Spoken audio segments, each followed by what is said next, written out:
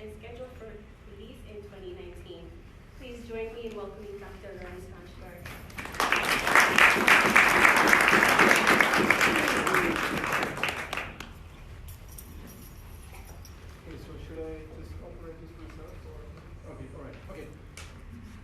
Okay, let me see how we do this so that we can completely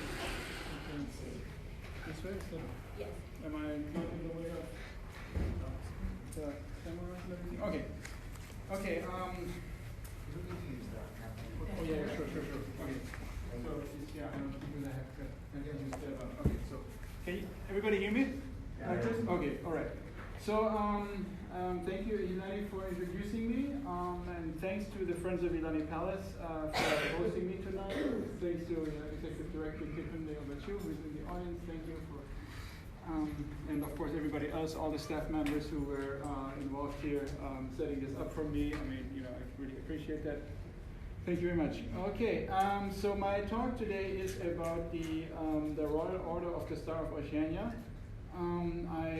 So what I'm going to do is, first I used a Olero no Eyao for a very specific reason to entitle my talk. So this Olero no Eyao Kauka Iwa Hela Makani, it means the Iwa bird is standing high up the sky.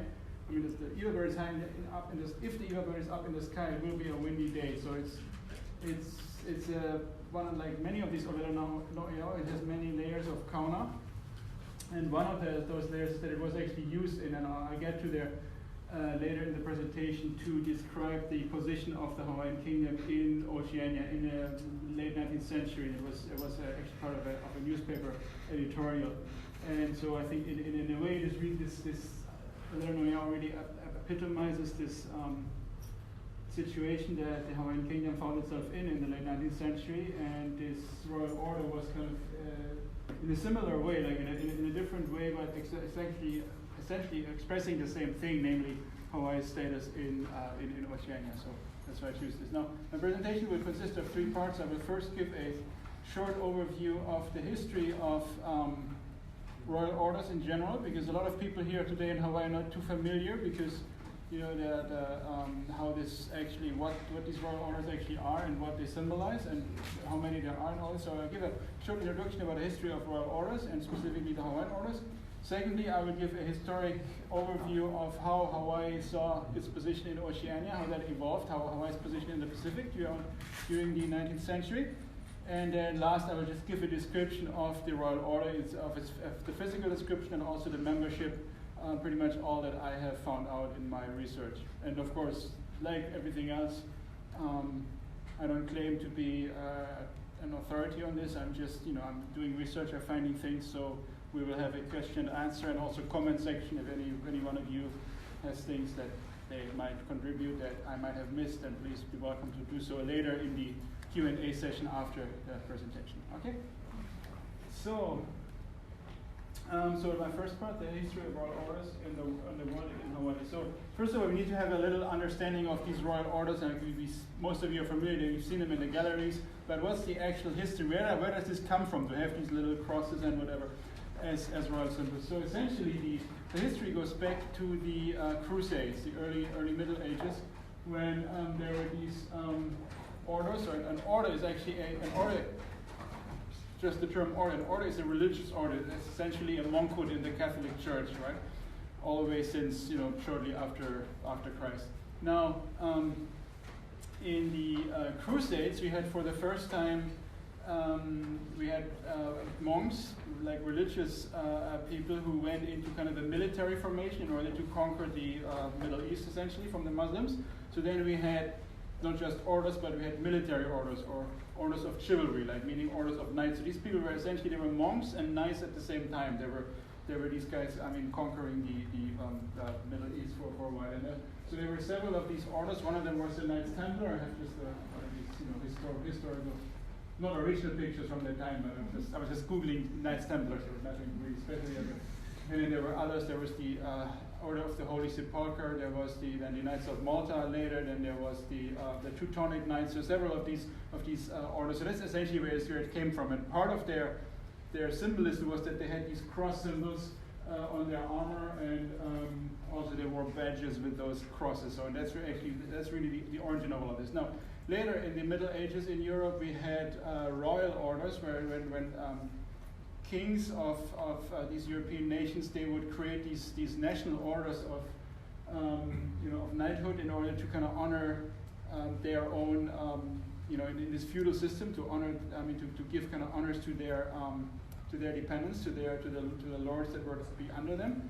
And so there's a few examples of those. One of the most important of those ones, one of the really old ones that's still around, is the Order of the Garter, and that's the highest order of the British Empire. And you see Queen Elizabeth for one of these investiture ceremonies for the Order of the Garter in that garb. That's actually how the cross of it looks like. So this one is still around, but it was created in 1348. Now France created another quite important one. The Order of St. Louis was created under Louis XIV in France. It's kind of the big national royal order of France. And then later in the modern age, we had after the French Revolution, countries in Europe became more and more secular and kind of more like they moved away from this concept of either a feudal monarchy or from this religious concept, and they created, still based on this ancient model, they created national orders of merit. And the first one, really the prototype for this, is the Legion of Honor that Napoleon of France created in 1802, and that's what you see here at the very far right. So that's another one of those.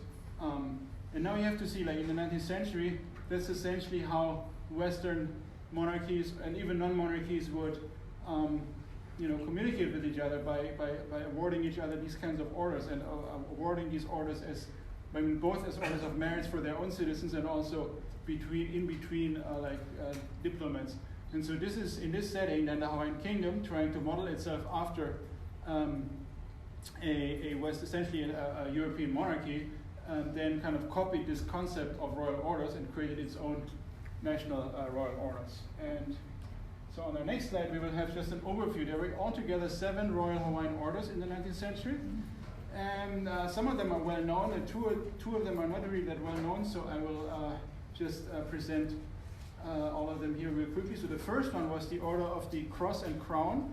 That one was actually created by royal decree in 1848. So this is the first royal order. Now, the one problem with it is it was never awarded, because there was King Kauikeaʻuli.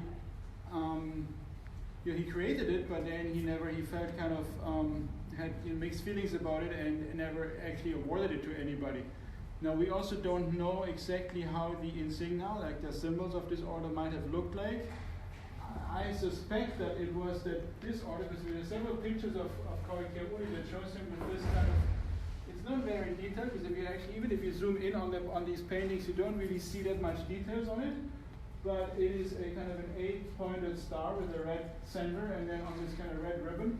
So, and I'm not aware of Kauikeaʻuli having received any foreign order from any other country, so I assume this is probably the Order of the Crown and Cross, but it was never awarded to anybody else. So that is somewhat hypothetical, and I have to do more research, and hope maybe somebody else will do some more research about this, or the exact nature of that order. But all I know is that this is in the history of Hawaiian orders, this is the first one.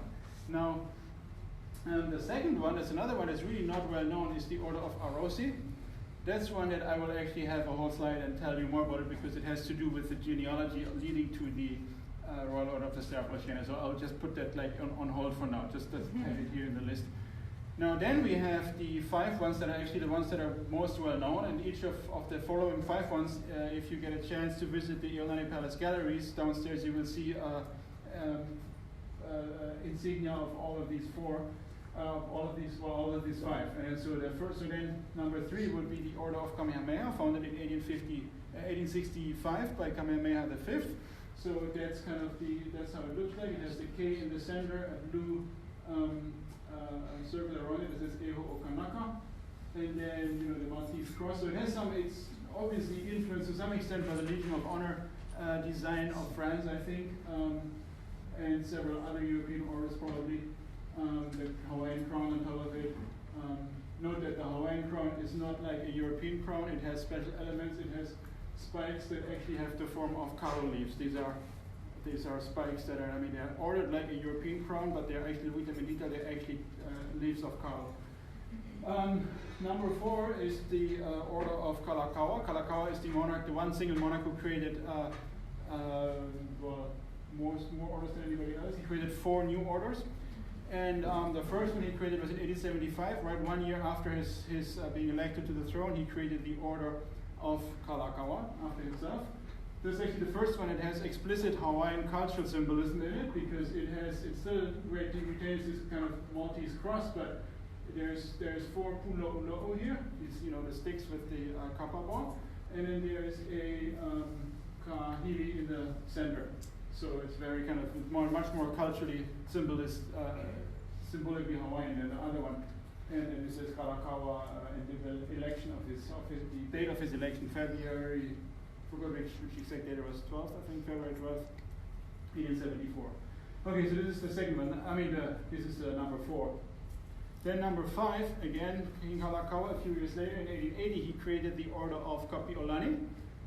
That is actually explicitly not named after his wife Kapi'olani, but after Kapi'olani the Great, the chiefess who was on Hawaii Island, one of these early Christian converts who defied Pele by throwing stuff into the crater that she shouldn't have thrown in there, and then therefore kind of demonstrating to the missionaries how she was actually a convert and would no longer believe in Pele. So it's that lady, Kapi'olani the Great, who is pictured here, and she's also obviously the person that Kapi'olani, wife of Kalakaua, is named after. So of course it has kind of a double. It also honors Kalakaua's wife through that, and it was actually awarded to. It has the highest number of female members who it was awarded to. So it definitely had some close connection to the queen and to the female side of the royal family. Now the 6th one is then the Order of the Crown of Hawaii. That one was created in 1882. In a way to honor King Kalakaua's coronation. That would happen the year after that. And that one is interesting. And the design is a little different from the other ones, because this is actually based on the Iron Cross, which is a German Prussian symbol. So it's actually directly modeled after the Prussian Order of the Crown of Prussia. And so it's very easy to get them mixed up, because the Prussian Order of the Crown kind of looks almost the same thing. And the only detail is that this is the specific Hawaiian crown with the coral leaves and everything, whereas in Prussia the crown is different. And then it says Hawaii ke Kalauno, Hawaii the crown. So that's the 6th one. And then of course we have the 7th one, which is the one really the topic of our talk. And this one also I skipped for now, because we are going into much more detail in describing that one, the Royal Order of the Star of Oceania. Okay, now something about the importance of these orders and what they were used for diplomacy. So essentially in the 19th century, these orders are increasingly awarded not just to citizens of the country itself, but also to foreign heads of state and foreign diplomats, essentially in order to kind of as a token of friendly relations, to underline the friendship, like kind of as a gift in a way, honor each other, giving these orders to each other. And so, for example, King Kalakaua, this is one of the famous photographs of him, and here you really see this. So he is wearing the Grand Crosses, which is the highest rank, for 4 Hawaiian orders. Here's the Order of the Crown. I'm not sure, this picture's not good, but I actually looked at the thing in detail, and so I think one must be the Order of Kapi'olani, one is the Order of Kalakaua. He also wears both the Order of Kamehameha and the Order of Kalakaua as a collar here. But then the foreign ones, he wears the Grand Cross of the Order of the Chrysanthemum from Japan that Emperor Meiji gave him. Then so 1, 2, 3. These other ones, and I'm not sure which one is which right now here, but one of them is the highest order of the UK. One of the highest orders, not the Garter, but the other one, the Order of St. Michael and St. George from Russia, from the UK. Then the Order of, I think, St. Stanislas from Russia. And the other one is the Order of the Black Eagle from Germany, from Imperial Germany. So these are like the highest. So we already see, like when he went on his trip around the world, he met all these European emperors and most of them, not the Tsar of Russia, but he communicated with him too. So he met all these foreign royalty and had other relations, and then they would like reciprocate these orders to each other. And so if one example is that the highest possible rank in all of Hawaii, well, yeah, I forgot the second point. There was an international ranking system. They would actually publish handbooks, they're pretty thick books with like hundreds of pages, that would list all the royal orders of each, or Republican too, all the orders of each country in the world, and then give them like the rank. So then, for example, King Kalakaua was awarded like a Grand Cross of the Order of St. Stanislaus. Well, he didn't know what that is, right? So he would have his chamberlain look it up in that handbook and see, okay, this is rank so and so, and this then would correspond to, let's say, the Grand Cross of the Royal Order of Kamehameha, for example, right? And so, in that sense, these highest rank, the highest possible rank that the King of Hawaii could award is the Grand Cross of the Order of Kamehameha I, the one that Kamehameha V founded in '65. But not just the Grand Cross, but actually the Grand Cross on a golden collar, and that's this one. And this was just awarded to 4 heads of state: Queen Victoria, the Tsar of Russia, the Meiji Emperor of Japan, and then the Tsar of Russia, and then President Jules Grévy of the French Republic. And because the French are Republican and they don't have a monarchy and they're kind of disorganized and whatever, they didn't keep this in their collection, but they actually sold it on the market at one point after that. Which is in a way good for the Friends of Milani Palace, but because you guys were able to buy it at auction, and this is now in the basement in the gallery of Milani Palace. So if you guys do a tour of the palace next time, please check that out. Right there. It's actually a picture I took in the galleries there. So just to give you an example of these kind of head of state level of order exchange, but it went actually much further. There were also in similar ways on lower levels of diplomats and other government officials. So these Hawaiian diplomats, if they went around the world, they would also receive not only Hawaiian orders for their service to the country as kind of a national service awards, but they would also then be given orders by their hosts. And then they would reciprocate them by having, in the name of King Kalakaua, giving their hosts kind of equivalent orders. So, for example, here you see Curtis Iokea, and don't ask me all the details because I'm still trying to figure out. Some of them, these black and white pictures are sometimes really hard to identify, especially the foreign ones that I don't know. But so here he has like two grades of the Order of the Rising Sun from Japan. That's kind of very characteristic. He also wears the Hawaiian Order of the Crown here. This is another foreign order that I'm not. No, I think this is actually the Legion of Honor because he got that. Because the Legion of Honor has 5, or it doesn't have a cross, but it has actually 5 wings. So I think that's the Legion of Honor. And then this one, I'm not sure. It must be either a. What else? Yeah, there's probably the Russian. That's probably the Russian order that he's wearing. So there you see like an example of that. And then there's another famous Hawaiian diplomat, John Makini Kapena, who also went to Japan. Iokea went all around the world. He visited 20 countries or so. But Kapena went specifically to Japan to get try to negotiate the migration treaty, and also to try to equalize relations between Japan and Hawaii at the time. And so he also wears, as you can see, he has several Hawaiian orders here. Definitely that is, I think, Order of Kalakaua. Also the Japanese Order of the Rising Sun.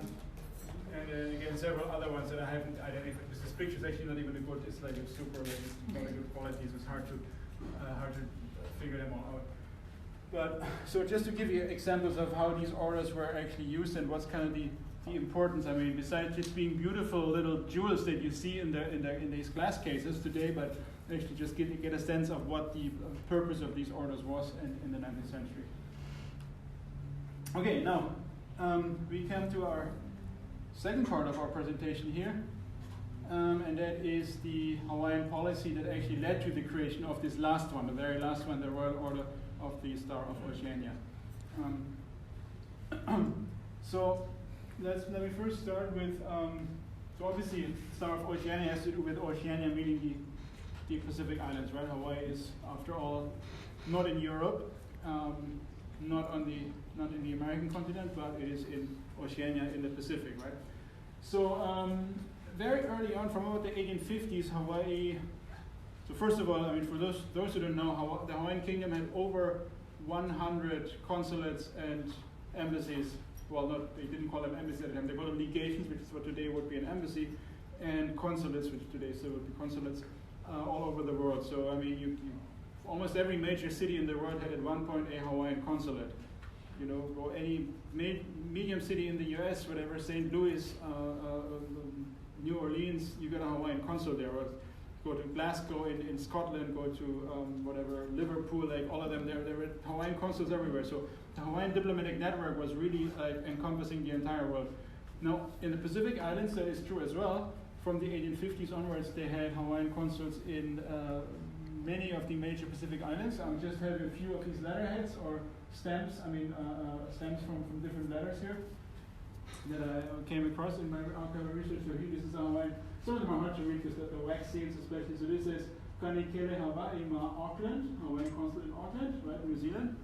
This one is actually the original, like the stamp thing itself, so it's obviously inverse print. So this is Kanikele Hawaii Ma Fiji, right, Hawaiian consulate Fiji. Then we have one here, Hawaiian Commission for Polynesia. There was one, I'll get to that in a second who that was. It was a very, very specific Hawaiian diplomat. It was actually the head diplomat for all of the Pacific. And it's the same thing here, Hawaiian legation, Southern Polynesia. That's kind of, in a way, a more recent, somewhat later version of this one. So these were like for a position for Oceania at large. And then we have other one, this is Hawaiian Consul in Samoa. Again, it's hard to read here, but it says Samoa. And then here this is in French, because Tahiti was already under French influence from the 1840s, so this is in French here. Consulat du Royaume de Hawaii, Tahiti, Oceanie, like Consulate of the Hawaiian Kingdom in Tahiti, Oceania. And this here, Hawaiian Commercial Agent. So commercial agents is actually, it's not really what it sounds. It's commercial agent sounds like something private business, but it's actually not. A commercial agent is the lowest rank in diplomacy. So even below a consul, you have a commercial agent, and it's still a government representing, like still a diplomat representing the government, but he has the name commercial agent because he's kind of lower than a consul. And then certainly Jaluli, Marshall Islands in Micronesia, Hawaii had a commercial agent. So even in like some of these really small islands in Micronesia, Hawaii was present at the time. And just to give you kind of a framework of kind of the infrastructure that Hawaii had in the Pacific Islands. Now, but it went much further than just having Hawaiian representatives in these islands. What Hawaii really was after, what the kingdom really wanted to do from the 1850s onwards, was to create kind of a political infrastructure to unify all these Oceanian islands into kind of some kind of super entity, confederation, an empire, whatever you want to call it, but something that would federate all these small islands of Polynesia and maybe also what we today would call Micronesia. Because at that time they used Polynesia and Oceania kind of interchangeably. Polynesia would mean anything from New Guinea to wherever. So the names were not as precise as they are being used now. But the kind of a unification of all these islands off the Pacific has been a Hawaiian foreign policy goal since the 1850s, and the one who is actually in a way that the original progenitor of this idea is this person, Charles St. Julian, who is ethnically not Hawaiian, but he was in Hawaii, like many others, in Hawaiian government service, one of the probably most loyal and most dedicated foreign officials for the Hawaiian Kingdom Foreign Ministry.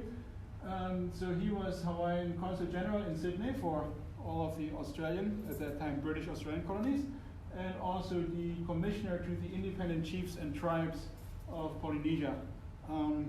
Might sound not that interesting, this terminology, but it's actually very, very, very, very specific.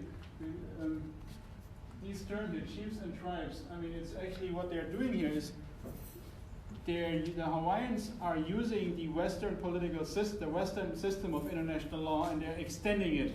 Because they're saying, well, look, we're not just recognizing states like Britain, France, whatever. No, we're actually doing this diplomacy, the Western-style diplomacy, and we recognize these chiefs and tribes as equals, to countries like France and England and whatever. So there already we see this Hawaiian agency in trying to shape international diplomacy and making it kind of indigenous friendly, and taking it away from this kind of Western imperial imperial standards here. So he was the commissioner to all these independent Polynesian islands, no matter how small they were. So essentially, then he published this official report of Central Polynesia. Again, it's one of these documents where you wonder today. I mean, this is probably one of the most important documents of kind of Pacific regional policy, probably the earliest policy paper on a unified Pacific.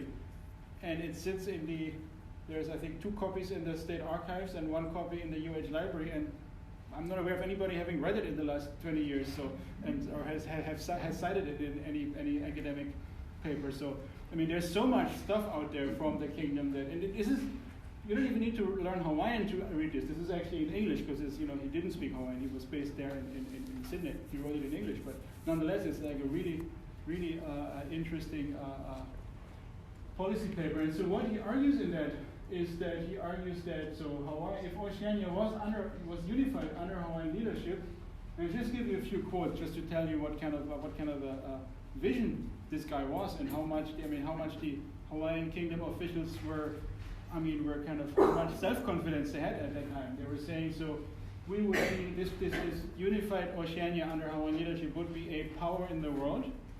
By the way, that's the title of my forthcoming book based on that. And it would also be that it would not only be permanently independent but powerful, this kind of pan-Pacific entity, and therefore it would be able to speak with a voice imperial in the councils of the world. So these are kind of the words that you find in this document. So it's quite interesting. And at the same time, it's also very interesting. Hawaiian Kingdom has really been the pioneer of, I guess, the concept of self-determination, as we would call it today in the 20th century in the Pacific. Because there's a kind of really interesting anecdote here. I'll just share that very briefly here. So in the 1850s, St. Julian, there was a kind of interesting story. So St. Julian had a friend, British adventurer, who was just going around the Pacific and probably not the most scrupulous guy. He was doing kind of shady business deals, and like many of these guys. And he went to this atoll, Sikayan, that's a picture that was done at the time. And he somehow made the people of Sikayana to sign some kind of paper where he claims, based on that this atoll now belongs to him. So he has supposedly bought that atoll from the people. I highly doubt that the people of Sikayana were really aware of what they were signing, or whether they were really aware of anything. But nonetheless, this guy did, very typical thing that Western colonizers did at the time. Now, St. Julian, however, he kind of turned the whole thing around, because this guy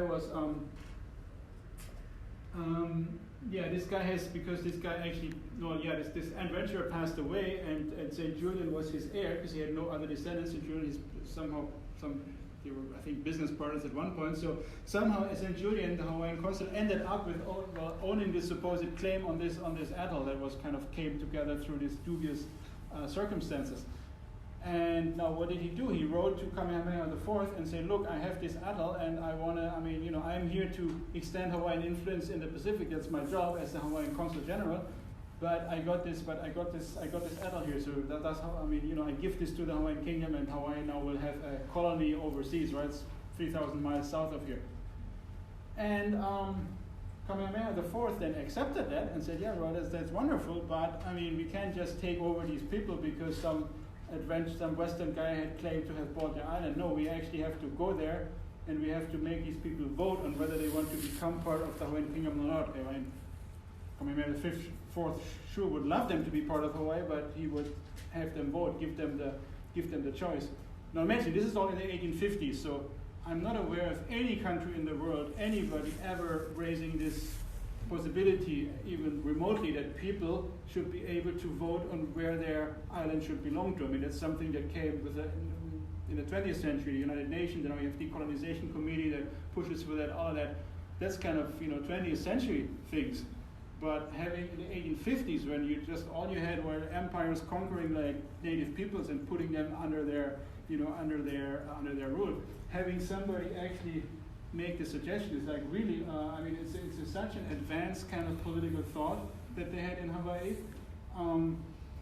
So anyway, this is just wanted to show you that as an example of how progressive this policy of Hawaii was. So it was not really to expand and just conquering these islands the same way that European powers would have, but it was actually to create something based on the self-determination of each of these different Pacific island nations.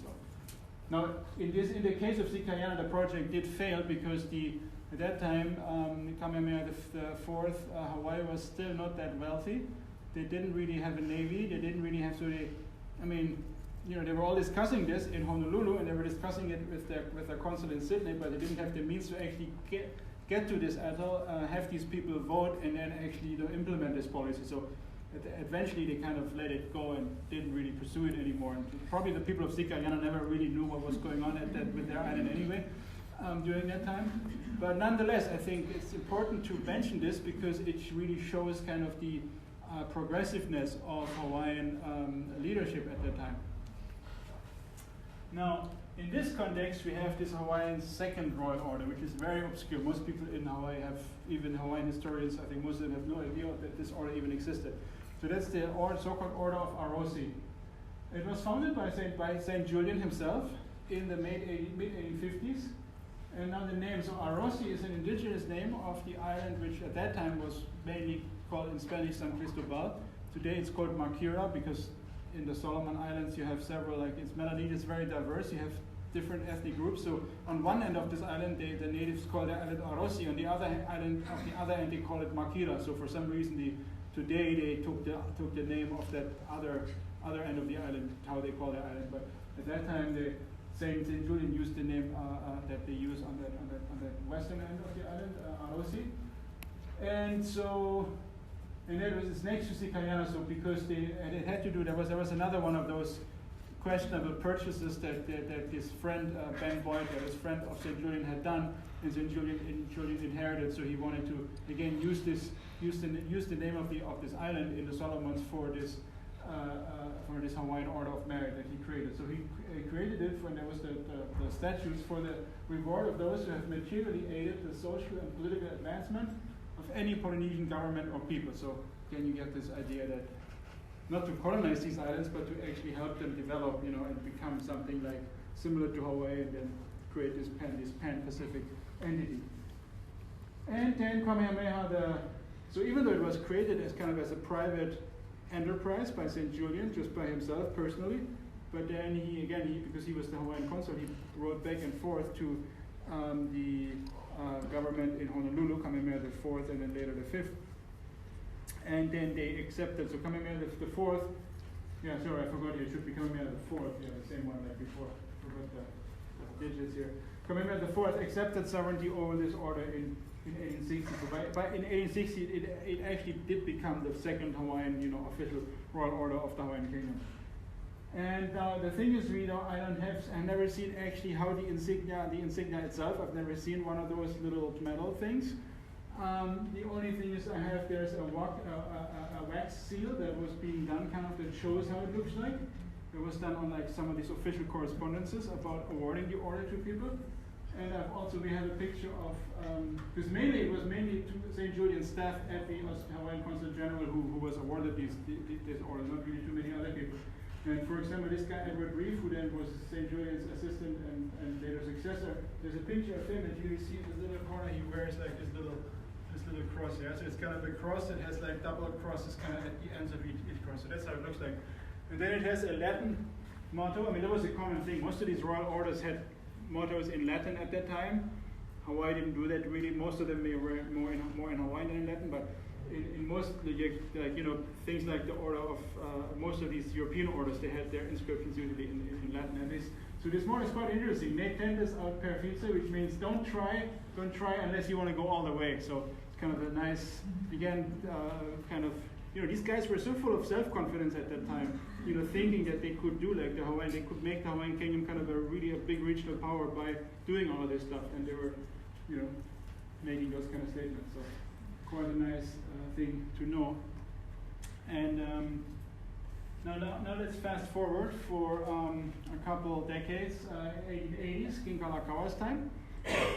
Now, as most of you probably know, if you have seen other presentations about King Kalakaua, you visited the palace. King Kalakaua was, he continued a lot of things that his predecessors had done. but in a way he was even more into this kind of Hawaiian nationalism, or you want to call it Hawaiian patriotism, cultural assertiveness than any of his predecessors. He was most instrumental in, as many of you are aware, the revival of Hawaiian cultural practices, the revival of hula as unofficial state ceremonies. This is a picture from his coronation where they were dancing hula in public again, which, because of missionary influence, hadn't really happened for a long time. But what's important to understand is that King Kalakaua was not just this, we often get him, as the merry monarch who liked hula. I mean, I think that most people know that, but in this discourse, it often gets lost that he was not just a cultural revival advocate, but he was also, more than any of his predecessors, he really pushed for a really assertive Hawaiian foreign policy. Again, much more than any of the Hawaiian kings before him.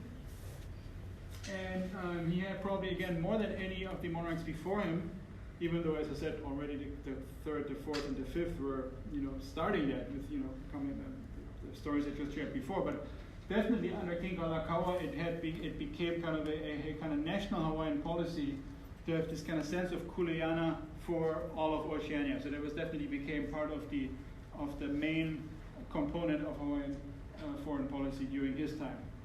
And I'll just give you a few examples here.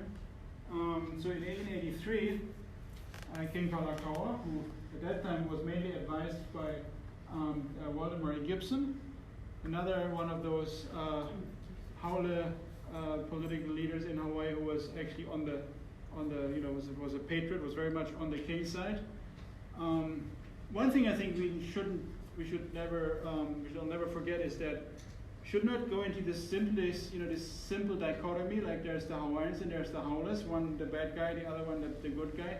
It's always kind of more complicated during that time, because we have obviously the enemies of the kingdom, the people who did the overthrow. They were 99% Haole, that's for sure.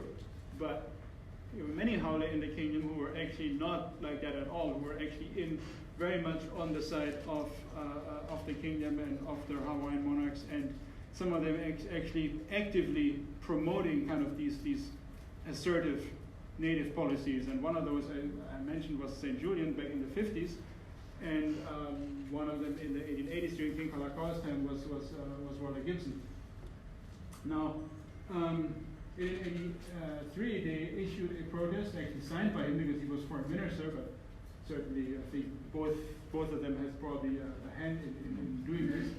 And in this protest, they were essentially, at that time, just like Africa and the Pacific Islands, the Western powers were kind of gobbling up one island after another. They were so always this saying, so they were these cigar-smoking gentlemen sitting in some office in Paris or London, and they were drawing lines on maps, right? And we're essentially saying, oh, this goes to the French, this goes to the Germans, this goes to the British, all of that. And right in the early 1880s, there was one of these big pushes where I think the Germans were starting to colonize the Marshall Islands, the British were in the Western Pacific. I mean, so there was really this colonization became more and more intense. And because of that, Hawaii really felt, both King Kalakaua and Gibson and many other, and the majority in the legislature, and essentially most people in Hawaii, they felt this has to stop.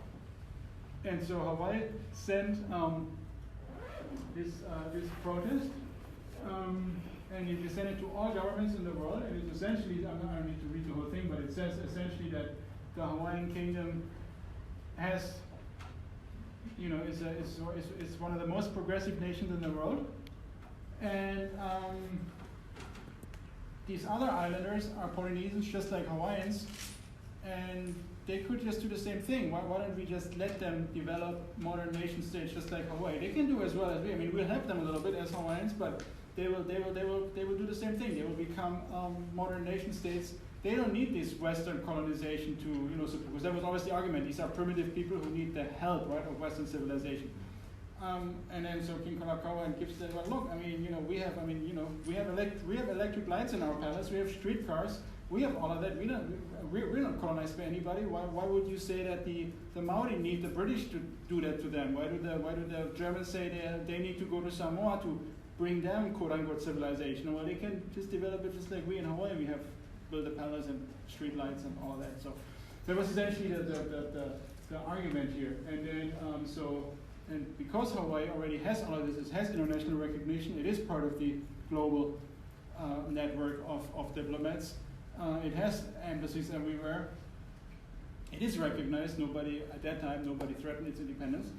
And so, so Hawaii therefore has kind of they didn't use the term kuleana, but they would have used it in Hawaiian, I'm sure. In the English, they said responsibility. We have the, it's our mission of Hawaii, of the Hawaiian Kingdom to essentially speak up for those people. And you Western powers, keep your hands off. This is not you guys part of the world. This is our part of the world. But not ours in the sense of we want to colonize them for Hawaii, but in the sense of we should lead all of them to unite and keep you guys out, you Western powers. Hey. No.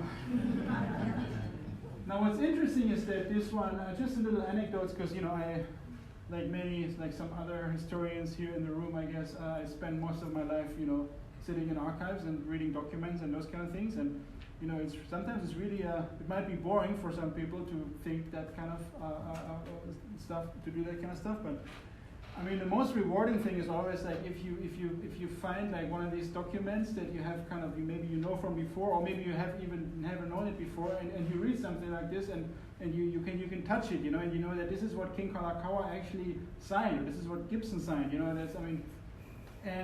so I went through the I think 4 European archives in Belgium, in the Netherlands, in Germany, and in France. And in each of them I saw a copy. So remember, there was no Xerox copying at the time, right? And then most of the paper from that time, it kind of crumbles because it's bad paper. Not this one. It was written on like thick paper. It looks like it was written like 10 years ago, maybe, but not 130 years ago. The ink must be some special ink because it didn't fade. I mean, it looks like it was written just, even like Walter Gibson's like signature. It looks like somebody had done this just a few years ago. So they used like the best possible paper in the world, the best possible ink in the world to write this and send it to all the governments of the world. So this is actually a bad copy. Just black and white. You can't really see the quality, but just touching it and looking at it, it's just like it's an amazing kind of joyful experience to do that. All right, so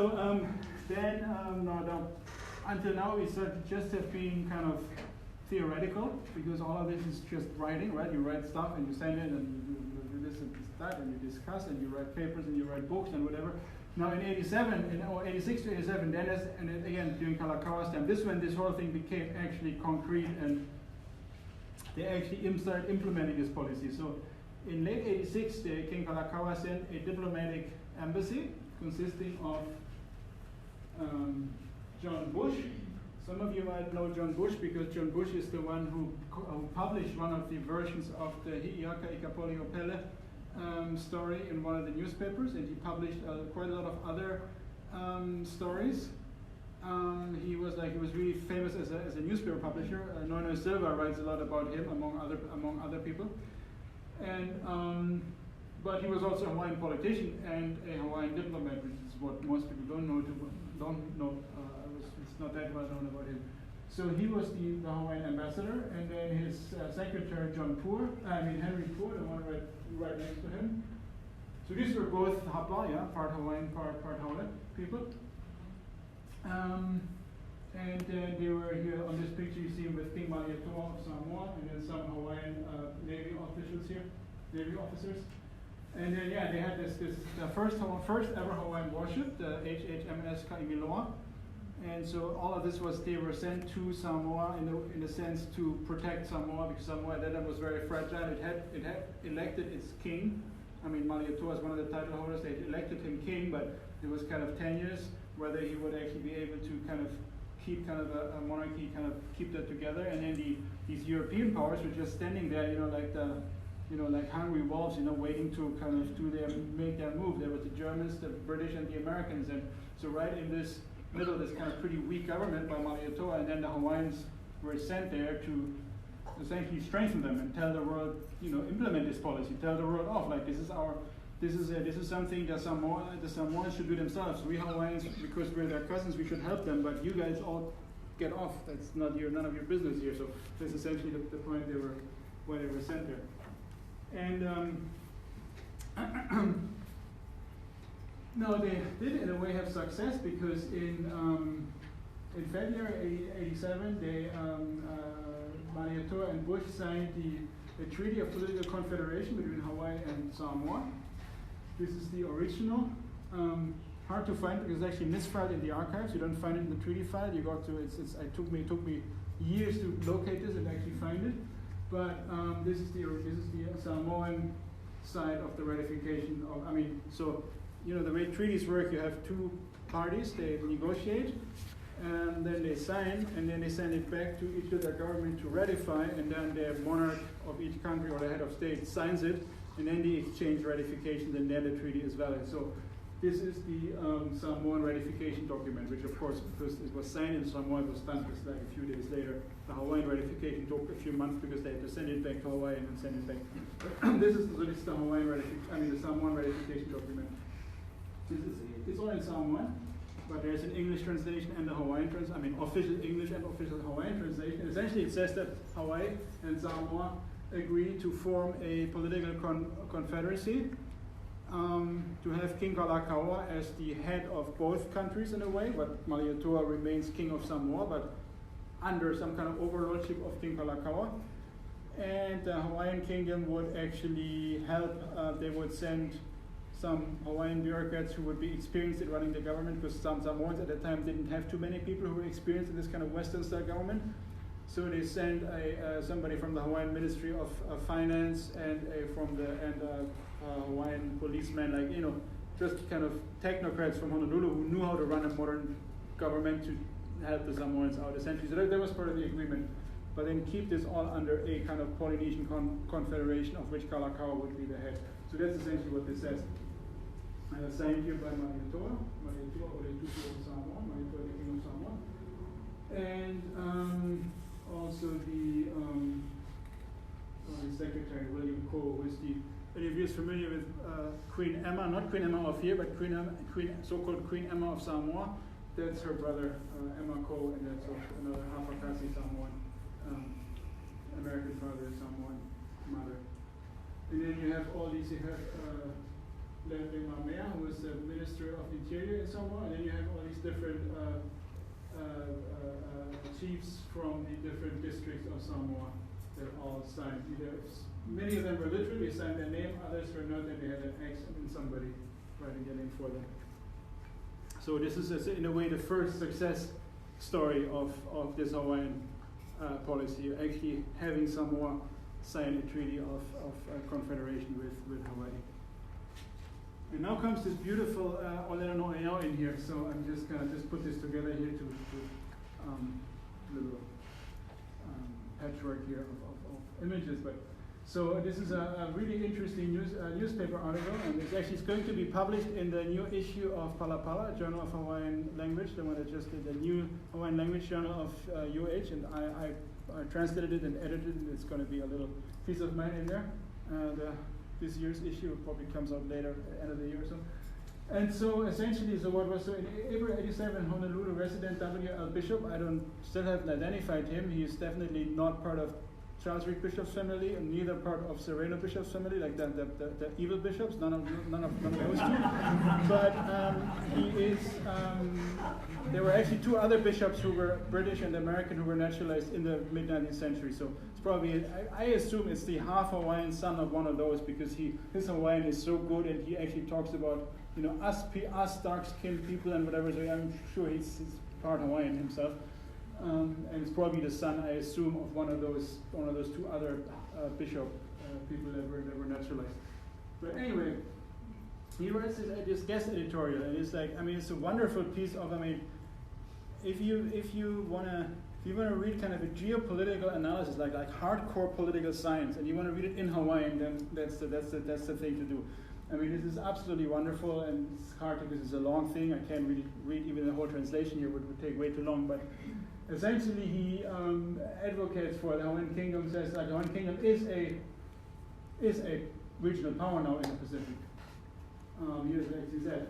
Walilo oya Ikea, Ikeala, Kikai, ona mana okawana pakipika. Right? Hawaiian Kingdom has now become one of the powers of the Pacific.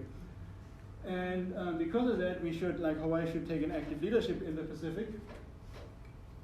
But you know, as the Olero says, you know, it's a windy day. You know, once you fly up there, it's a windy day. You gotta face those. I mean, you might get yourself in trouble, but you gotta be ready for that. So he advocates that Hawaii should not just have this ship here. Hawaii should actually go to England and buy at least 2 or 3 ironclad warships. It would be about $60,000 each at that time, which was considerable sum at that time. But you know, Hawaii had a lot of sugar income. Hawaii had a high per capita income. I would say Hawaii was probably one of the 20 richest countries at the time. I would say it was definitely in the higher level in the high income level of countries, and it was small, of course, but it might have been a good way to do that, to follow his advice. And he was a little bit critical because he thought that, you know, Kalakaua and Gibson, for all they were doing, and again, you know, I don't want to be too harsh there, but neither did Bishop want to be too harsh, but he wanted to say, well, you got to do this a little bit. You should do this a little bit better, because it's a little bit. I mean, some of this is kind of ill-coordinated, and there's like, you know, these guys that are in Samoa, are they actually doing what they're promised to do? And so he was skeptical about whether it worked the way it did work out. But and there were some inconsistencies, but overall he was, of course, very supportive, and if anything, he suggested that Hawaii should, you know, be even stronger in this, you know, really assert itself, and, you know, again, actually get itself a decent navy that could actually send real warships there with like iron hulls and stuff. So anyway, so this is just kind of just a wonderful. I mean, I keep reading it and reading it, and I have been working on polishing my translation for the publication. I mean, it's just such a wonderful piece, and in a way, it shows the potential of, you know, Kamana Beamer, one of my friends and colleagues. He has this wonderful sentence in his book where he says the Hawaiian Kingdom was a vessel of potential. I mean, and this is one of these moments where you really see that, you know, this vessel of potential, how much potential was there. But anyway, I don't want to get too much into, like, you know, philosophizing here about all kind of things, but I want to go back to our topic, maybe so let's finish up. Come back to the sour reality here. Now, what happened, of course, was then, which I call the beheading of Oceania. In June, July of that same year, 1887, they had what is usually called the bayonet coup. And again, the fact that the bayonet coup happened in a way is evidence of that Bishop was right, that Hawaii should have invested even more in its own military, because these guys, these armed missionary descendants, you know, took over and forced Kalakaua to sign this ridiculous constitution. And then this then led to the recall of this Hawaiian embassy from Samoa. They essentially said, we don't do any of this Pan-Pacific stuff anymore.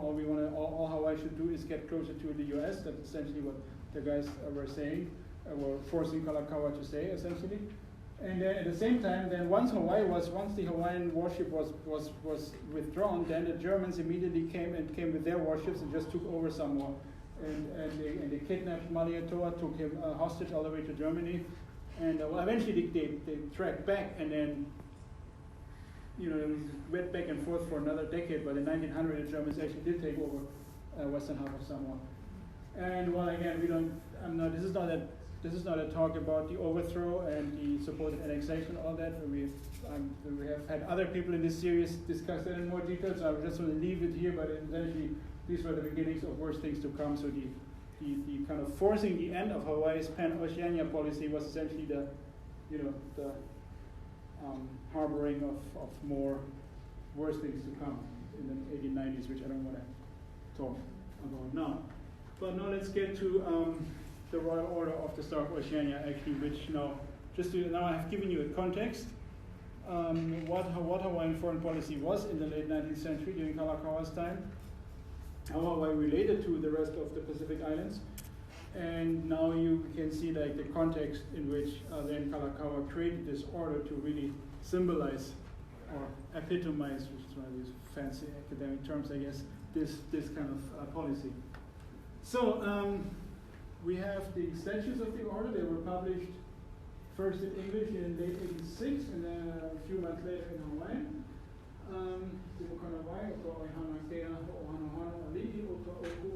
So that would be the Hawaiian term, right? Oihana ke'a. It's oihana, a kind of some kind of enterprise. Ke'a, the cross, right? Ohanohano, to honor Alii, right? I mean, that's how the term royal order was being run in Hawaii. Okahuku Oceania, the start of Oceania. And so essentially, some of this is kind of boring stuff. I'm going to share. I'm going to read the whole thing. It's like a maybe 30-page booklet. It has, describes all the different rules of the order and how those things are. But I think the essential parts I summarize here. So the order is created as an order of honor to be awarded in recognition of services in advancing the good name and influence of Hawaii in the islands of Polynesia and other groups of the surrounding ocean, in order to promote harmonious cooperation among kindred people. So again, here we have this idea of, because Hawaiians are Polynesians and related to all these other people, we should, that's why there's this Hawaiian sense of kuleana here, and the order should be given for anything that promotes this kind of harmony and unity there. Now what's interesting is that the way they define Oceania, because we often define Oceania as the islands in the Central Pacific, Melanesia, Polynesia, Micronesia. And now those guys, they went actually much further than that, because the definition of Oceania that is given here is so Oceania is the native communities. So remember, the first part already interesting is that it's a definition by peoples, not by region. So like all these white settlers in New Zealand, for example, they're not part of Oceania, right? So the native communities on the islands of the Pacific and Indian Ocean, not just Pacific, Indian as well, and on contiguous continents. I think what they essentially meant was what today we would call the Austronesian speakers, people who speak Austronesian languages, which would be all of Polynesia, all of what is Micronesia, most or much of what is Melanesia, and also what today would be Indonesia and Malaysia, these islands in Southeast Asia that are all speaking languages very closely related to those of the Central Pacific. And then all the way Madagascar, which is off the coast of East Africa, but which also speaks an Austronesian language. And some of them, even in Malagasy, they have words that are similar to those in Samoan and in Hawaiian and whatever. So I think that's essentially what King Kalakaua was hinting at here, that all these people who are of the related language group should be kind of united under this label of Oceania.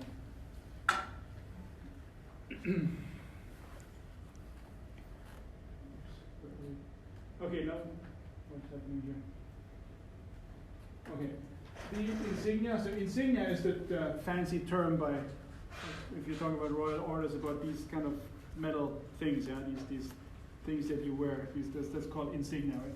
So the insignia of the order were designed by this lady, Isabel Strong, who is the stepdaughter of the famous Scottish author Robert Louis Stevenson. And of course, a lot of you have seen, pretty much in any hotel in Waikiki, you see these pictures of Stevenson and King Kalakaua, right? And it's one of the more well-known facts of Hawaiian history that Stevenson was very close to the royal family here in Hawaii, and not just Stevenson himself, but also Stevenson's extended family, because Stevenson didn't travel alone. He traveled always with a huge family appendix that came with him everywhere. And one of those was Isabel Strong. Now she was an artist. She was actually American from California. One of these early examples of what you would call bohemians. Maybe today you would call them hippies, even, I don't know, but definitely not part of this stern Victorian, the absolute opposite of, let's say, Lauren Thurston's wife, yeah, the absolute opposite of kind of, in terms of almost everything, right? I mean, you already see the kind of dress, in the 80s, 90s, for a lady to wear this kind of dress is kind of shows that you're not part of the, you don't give a about the Victorian upper class standards. Right? So And then of course these were the kind of people who were really felt at home here in Hawaii and hanging out with the Hawaiians and in the royal court, right? And her husband, Joseph Strong, is the artist who did those two paintings here. G.D. Strong, Joseph Dwight Strong. And they were done for Kalakaua 50th birthday. Kalakaua essentially asked him he wants to have a view of how Honolulu looked when Kalakaua was born. So 50 years prior to that, 1836. Right, it's just small houses, most of them still halepili, a few Western style houses. Fort is still there, lots of people in outer canoes. And then a pictures, unfortunately, but later once we take off the screen, and then you guys can, if you stay along for a little bit, you can check that out too if you haven't seen it before.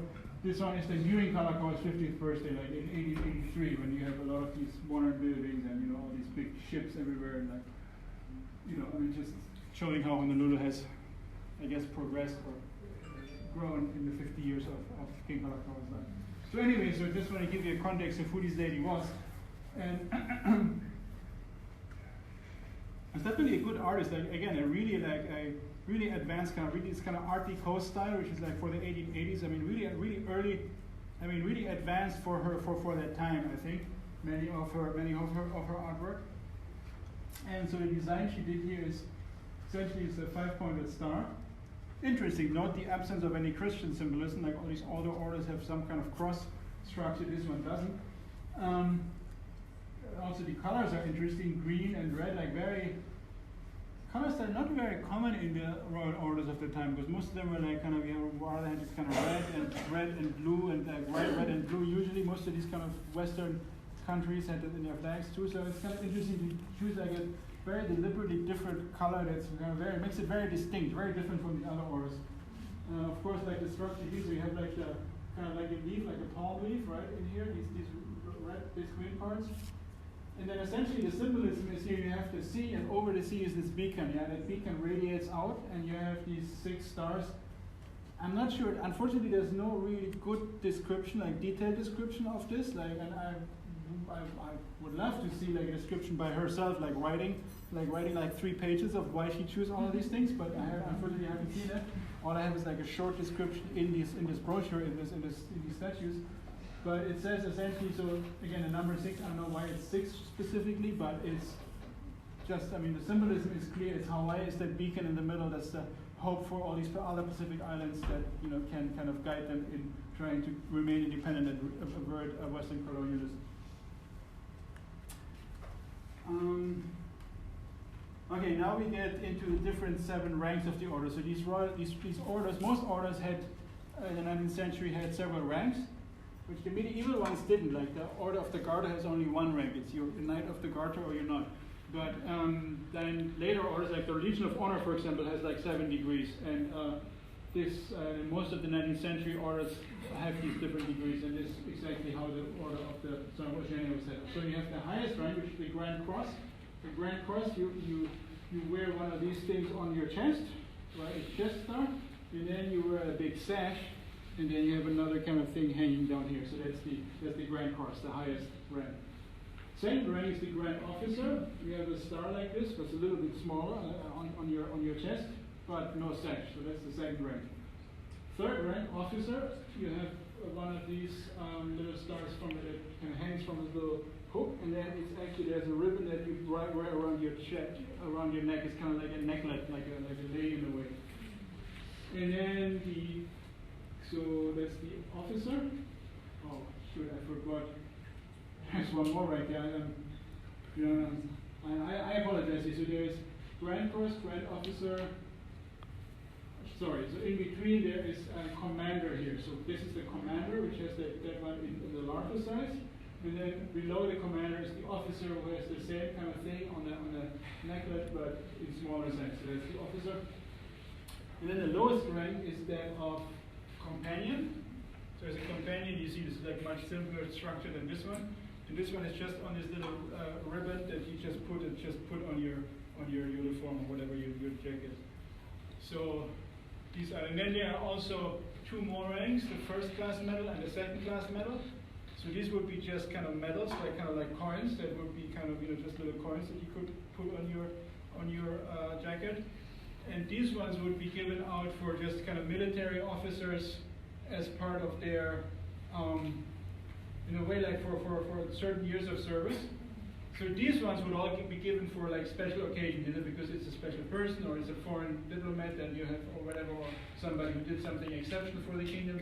Whereas these first and second class medals would just be like, let's say, 10 years service in the Hawaiian Navy, then you would get first class, and then another 10 years or another 5 years of service you would get. So that's the purpose of this medal. Now, unfortunately, these medals, I've never seen them, and I'm not sure whether they were actually made physically, because all I've seen is these other these other 5 degrees of rank.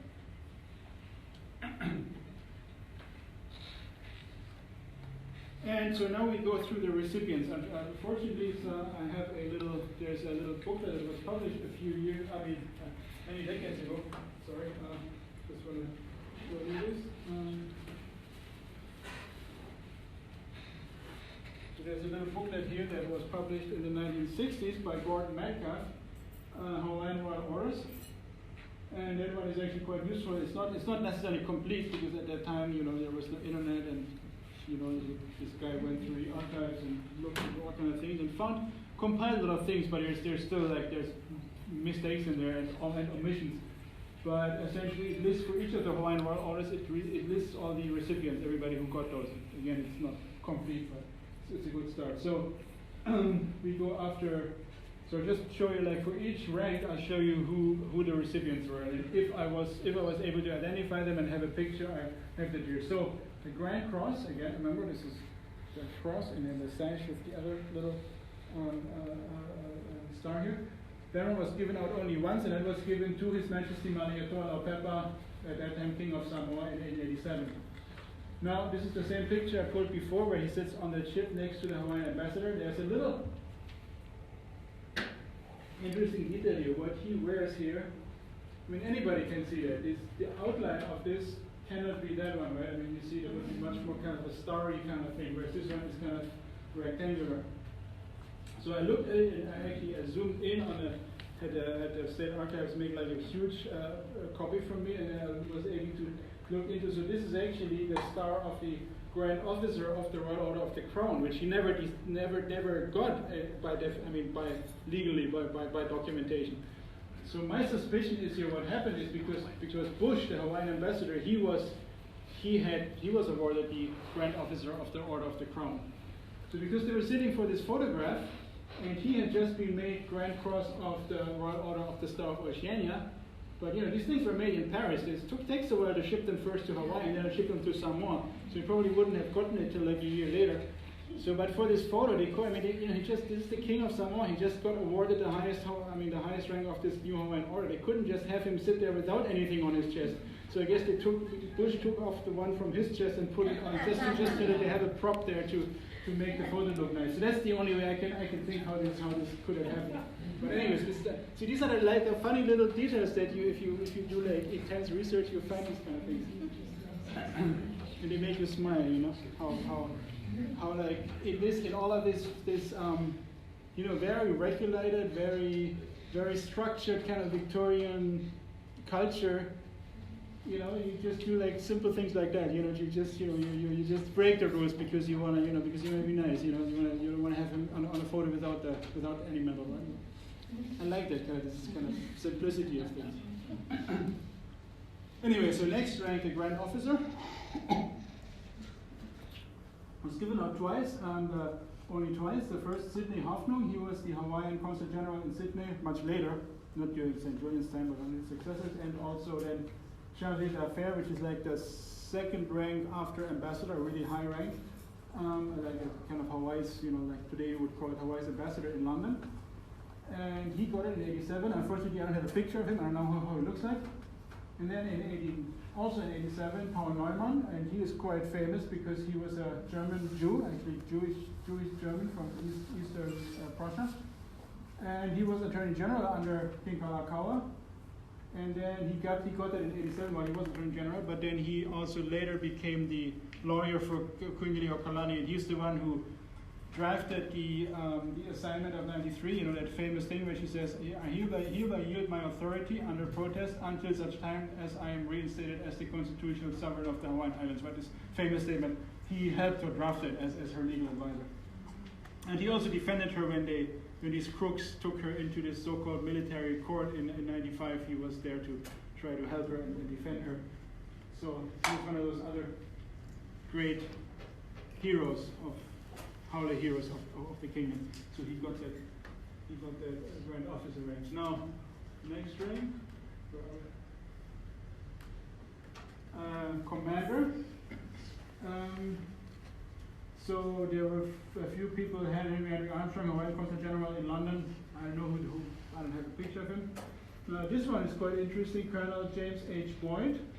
He at that time was the Interior Department clerk and also captain of the Hawaiian ship Manu Okawai. I got the O and U mixed up here. It's supposed to be misspelling sometimes.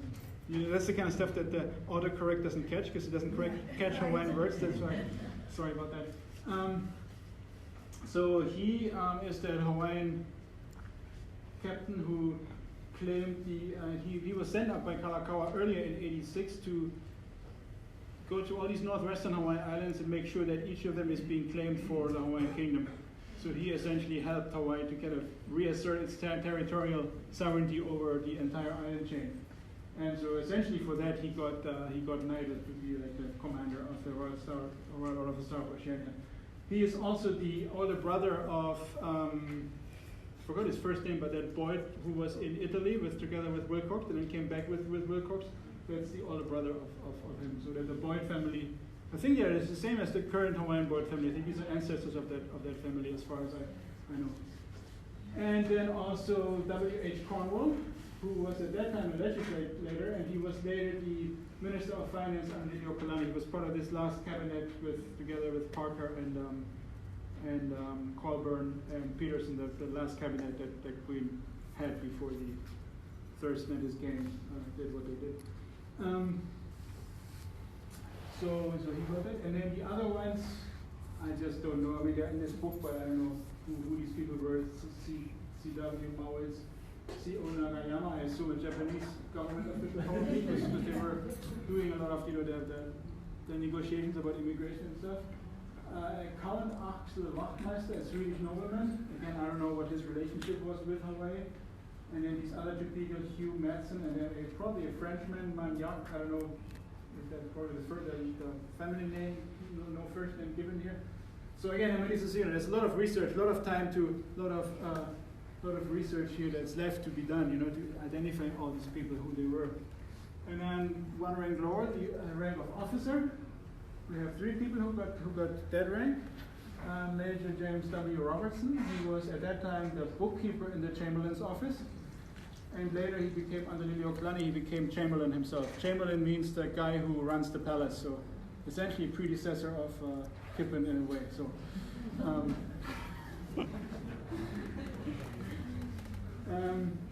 and then we had John Paul Kahalewai, who was captain of the Royal Household Guards.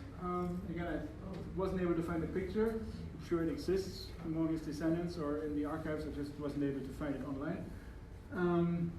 And then John Anna. One of the early Hawaiian Chinese businessmen, like his father was from China, his mother from Hawaii, and he was the secretary of the Inter-Island Navigation Company at that time.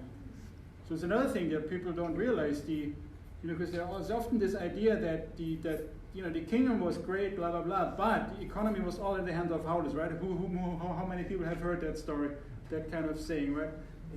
Sure, there were a lot of howlers in business for sure, but there were also natives who were important business owners during the kingdom. In the Inter-Island Steam Navigation Company, that's essentially what Matson is today, or whatever. That's what Hawaiian Airlines is today. That's like the entire communication. If you want to go to Maui, you need to go onto one of those ships, and it's that guy who owned those ships. So, anyway, so that's he also because of his merits and being a successful native businessman and being friends with the royal family. I'm sure he got that one as well. Then the lowest rank companion, some of those who get that rank, Edward Kamakau Lili, there should be no comma there, no dot, no period. Sorry. Edward Kamakoli Kalani. He is a Alii descendant, somewhat the distant relative of the Kalakaua dynasty, but over certain edges. And he was a legislator at that time and also secretary to Queen Liliuokalani. So he got the companion's rank. And then Isabel Strong, the designer of the order herself, because of having designed it.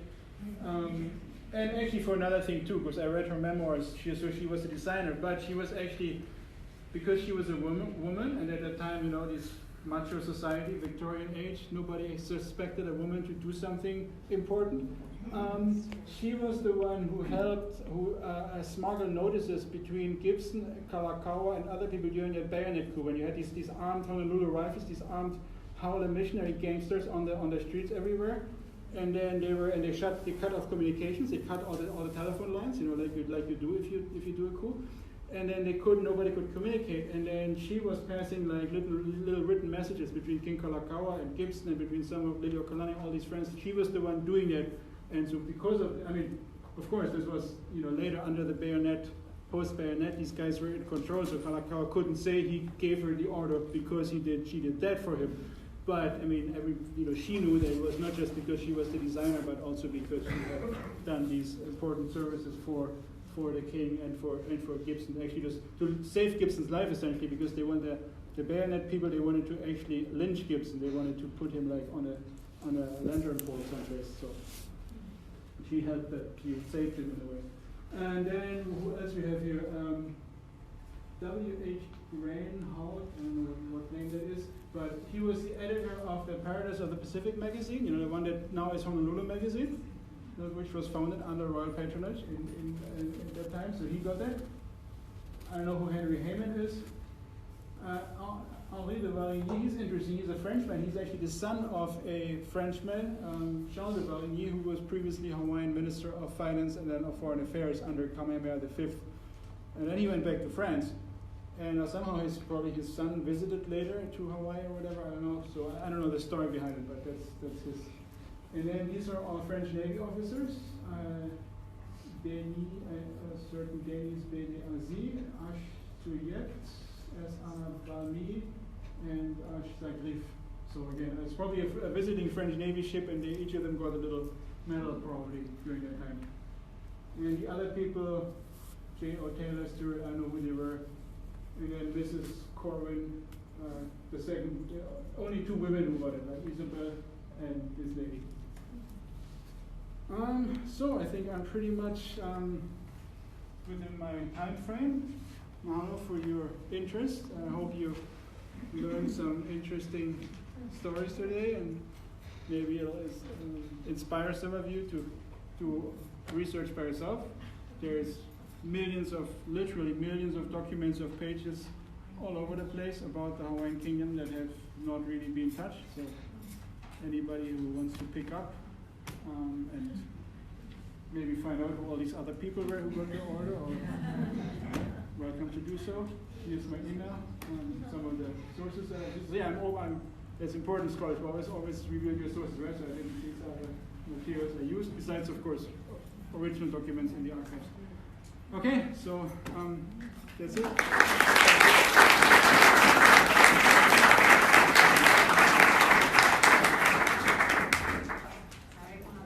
Gonschor, for your sharing tonight. I'd like to open up the Q&A segment of this evening. This microphone, we do ask that you use it. It is not used to amplify your voice, but it is used for our recording. Does anyone have any questions?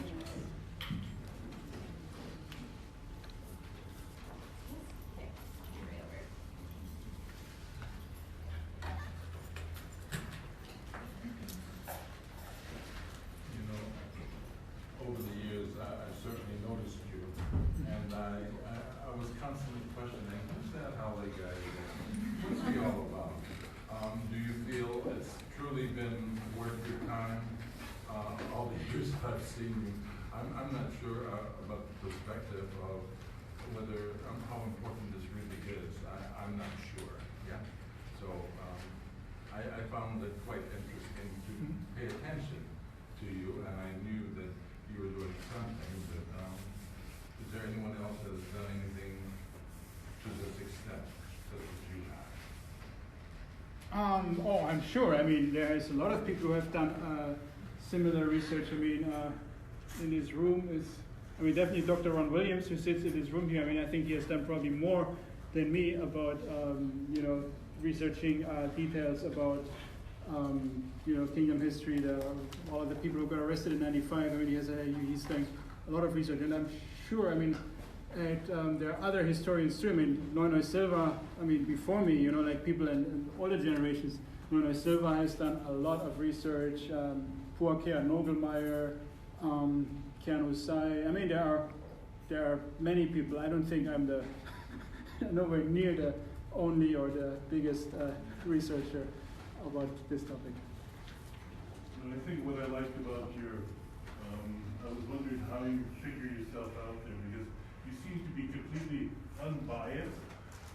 As a European, how do you step aside and not be so judgmental from the European point of view of interpreting the history as it occurs? How are you able to be so, I guess you're trying to be as objective as you can? That's what I'm amazed by. Curious. Well, that's a good question. I mean, I just think that, I mean, I guess, it's a very important question, but it's also a hard question to answer. I think, I mean, I'm just trying to, I mean, I definitely, if I see all of this and I see what happened in Hawaii both back then and also today, you know, I'm just trying to you know, sympathize with what's right, what's pono, I guess, to use a Hawaiian term. I mean, I just think that if, you know, I mean, you say, yeah, I'm European, I mean, it's a good question. I mean, why don't, for example, like, let's make it a practical example here. Why don't I sympathize with the Germans who were trying to take over Samoa during the time, who the Kaimilo was fighting against? Well, because I think that this was wrong, that what Germany was doing at the time. I mean, they did, of course, much worse things in the 20th century, as we all know. But I mean, this was also part of where Germany was wrong. And I totally, I mean, you know, if there were things that were obviously wrong, that were that were hurting other people, then I don't agree with it, and then I.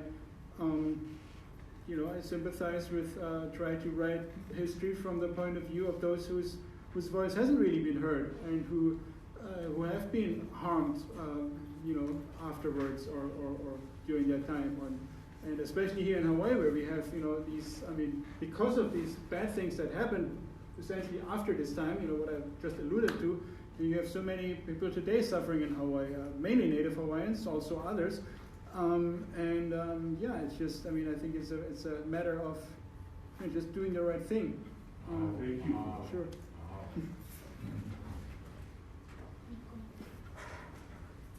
Yeah, I was wondering, as you did your research, what was the size of the military, and was it also those vessels, would you say, and the population at that time? But we're talking about the military of the Hawaii. Yeah. So what was their strength in terms of the naval and the marine and the population then? You're talking about Hawaii, right? The Hawaiian Navy. Okay. Yeah. Well, I'm not. There's actually somebody else who has written more about it, about the Hawaiian military. There's this Canadian historian, I forgot his name, he wrote a whole book on the Hawaiian military. That's really, I mean, so what I'm saying here is that I'm essentially quoting his book. The Hawaiian military has essentially, during most of the 19th century, has dramatically decreased. During King Kamehameha the first time, Kamehameha the first army that he conquered the other islands with was bigger than George Washington's army was in the American War of Independence. So you see, like, Hawaii had a huge military in the ancient times, or even in the early modern times. But throughout the 19th century, when you had the disease problem and people were dying, I think many people, the government was worried about other things than military, and then they kind of reduced the military really drastically. And the more of these kind of veterans of Kamehameha's wars, when they passed away slowly in the 1820s, 30s, 40s, 50s, and so it became less and less. And then I think during that time, 1880s, it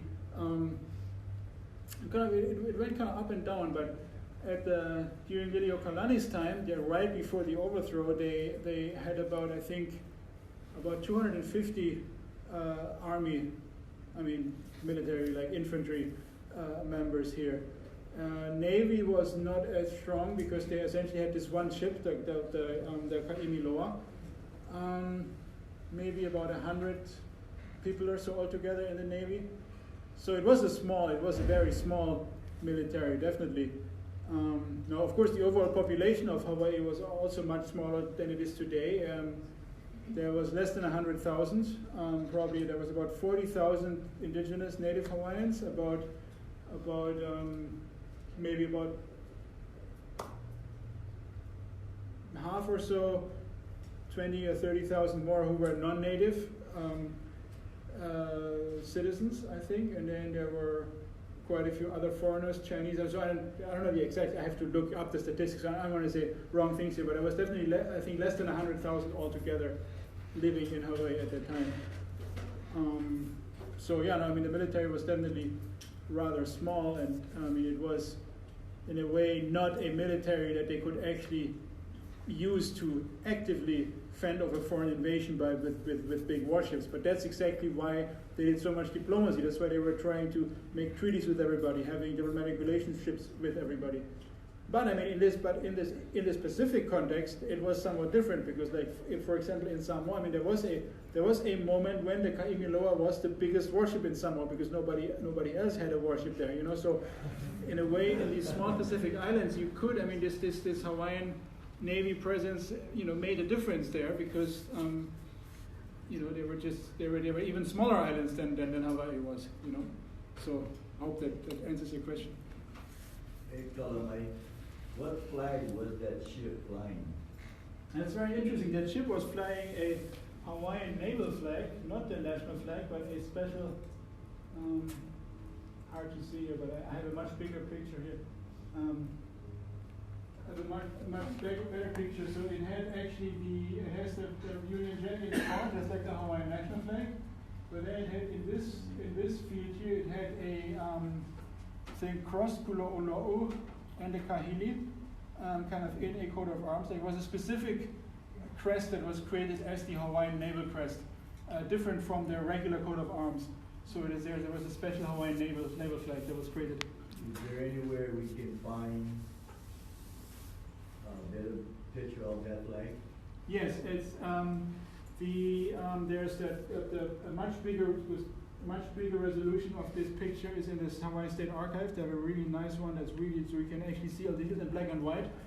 And then there are some people who have, I'm not sure exactly who, but some, I guess, amateur historians have worked on that and actually made a color version of it. So if you Google Hawaiian naval flag online, you might actually find it. And I think that's based on descriptions of what colors they were using. I think that looks pretty accurate. So you just try to find it online, and then of course go to the archives and look at the original. Of the picture. Lorenz for it was a really informative talk. One of the things I love about your research is how prolific it is, but also you bring stuff together into a kind of coherent theory that makes sense. So kind of a two-part question. You said the mission statement of the order was about the Federation and so forth. Mm-hmm. Can you say something about the relationship of that order to the other orders? Was it given out in the same way, for the same reason, that kind of thing? And also, what about year-wise? Did it end after the kind of failure of this mission, or did it keep giving that Star Messianic out after that? It was a little bit too much at one time. Well, first of all, it seemed like the order was meant to fortify this federation, yes. Federation. So when that started to fall apart, did they continue to give the order out after that? Yes, they did. As you see, like some of these, 87 was the bayonet coup, right? Which in mid-87, so which then they recalled the mission to Samoa, and then they essentially Hawaiian active foreign policy in the Pacific ended from July 87 onwards. There was no other mission to any Pacific island. But I think there are two things that I could describe that happened. So one thing is that the order itself was still being given to people who were, loyal to the Hawaiian government. So for example, you have some of these states here, right? Like William Corner got this one in 1890, which is much later than that. See, there's like some of these all 1890.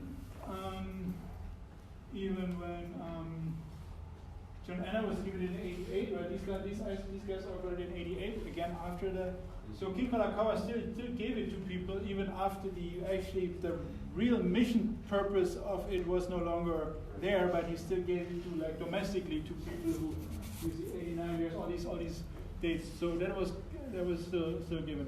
Now the second question is So like in relation, so why would he give that one out instead of the order of Kalakaua? Was it a lesser, a greater, or was it just? Well, it was also because of the rank system, because you had this like.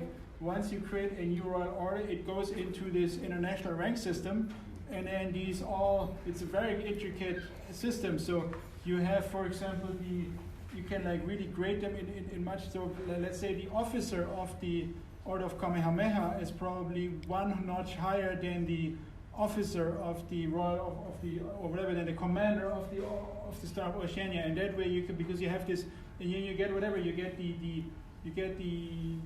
Grand Commander of the Order of whatever Russia so and so, and then you have to let's say in France you get like somebody got a certain degree of the Legion of Honor, and then he was probably somebody in the government got the Legion of Honor, a certain rank of it, and then they looked up in this handbook and say, oh, okay, well, the equivalent of this rank in our Hawaiian ranking system is whatever the companion of the Star of Oceania, and then So in that sense. Because once the order was created, it was part of the international rank system. That might be one of the reasons. Because you're right. I mean, none of these post 87 awardees seem to have anything to have had anything to do specifically with a Pan-Pacific policy. That is true.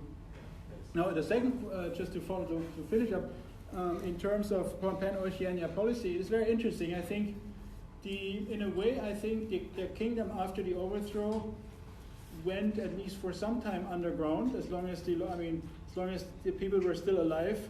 There was a lot of kind of underground activity in a way, and there was actually part of this underground kingdom diplomacy was that in 1907, John Tamatoa Baker, the one who actually posed as a model for the King Kamehameha statue, he was the former governor of Hawaii Island. He went on a mission. He went on a trip to visit all these Pacific islands and visit all these chiefs there, and like everybody that Kalakaua had tried to communicate at the time. So Kealani Cook has written a lot about this, and I mean it's just my interpretation is that this is just the Hawaiian underground diplomacy trying to continue that in 1907, even though the American occupation had essentially made this not visible on the surface anymore. But so yeah, there were definitely attempts to continue this in various ways, and yeah.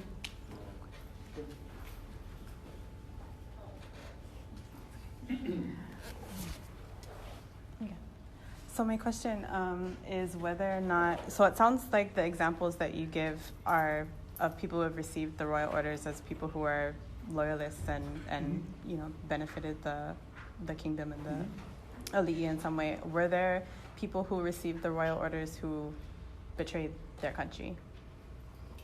No, with this one, I am not really aware because I've seen these. I mean, these are either people who, well, they were foreigners who were just visiting here and then leaving again. They probably didn't do anything, neither good nor bad, really. But then I'm not aware of any of these in this list to have later become part of the Republic and the PGs and whatever. But of course, I could be wrong with some of these names. I don't know. With some of the other orders, definitely. I mean, I know that. I mean, the Judd family, Charles Judd, and his brother, the other Judd, who was Chief Justice. I mean, they were traitors, and then they got royal orders before, while they were still part of the government. Charles Reed Bishop got several higher-ranking orders. He was a traitor. he sided with the PG. So I mean, there were people in sure, there were traders who, I mean, there were people who got this, king assuming, or the king or queen assuming them to be loyal, and then they gave them this order, and then later it did happen. In your research, have you found comparable information on the designs of the other orders, and specifically that the majority of them were actually made in Paris by the same person who made the orders for the English crown, the Italian crown? It was basically the same one. I have not really researched that in detail, but I just from kind of circumstantial evidence, I know that it was, they were all made by this. There was I think there were only 2 or 3 manufacturers in the whole world who were making these royal orders at the time. So definitely the same manufacturer made a lot of other orders, and they were, and many of them were just by the way they're designed there, especially the old. I mean, this one really has, I think, really something of its own with the 5-star whatever. But all of these 4 others were definitely very much. They were very similar in shape to kind of many other European orders, and they were made by the same company as those. That's true. Now about the specific design, I have only researched specifically how she designed this one. Who actually did the designs for the other ones, I have not researched that, so I cannot answer that question.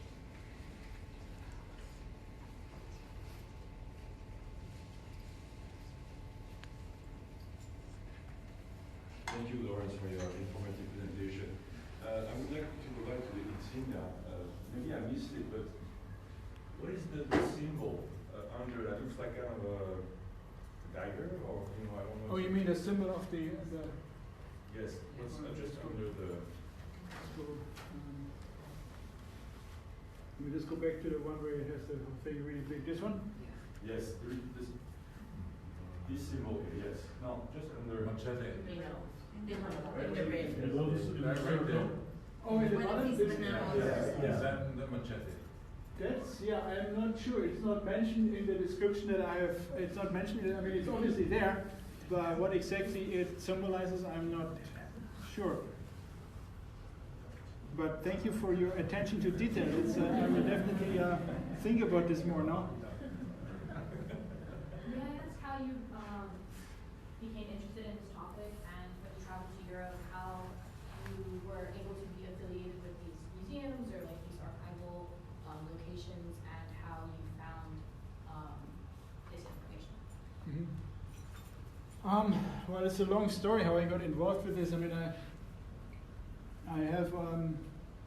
was one of these kids who was just not just most of the time at home reading and whatever and doing like my own little thing, and then eventually I got into Pacific Islands. I was just reading books about that, and it got me. So ever since my teenage years, I was kind of, while living in Germany, I was just I got more and more interested in it, and it was just like not a.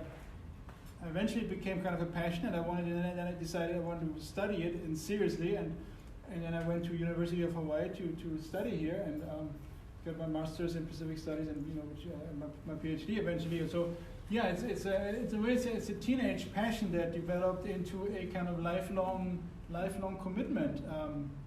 I must say, and then because of that, I mean, and then So I started off being kind of interested in like current activism, and I became really close to Dr. Kekuni Blaisdell here. He was like one of my really kind of personal persons of confidence. I spent many hours with him, and he's really the one who got me interested in like Hawaii and in Hawaiian issues in general. And I did some other have some similar close connections to kind of pro-independence movements in other Pacific islands, in Tahiti especially, as well. And but then over the years I have met a lot of people who are doing this type of archival research, trying to to really resurrect the kingdom and it's everything that happened there. And so and then I just started to kind of slowly swing into that direction of doing more like historical research. And because I'm going, my family is, my father is in Germany.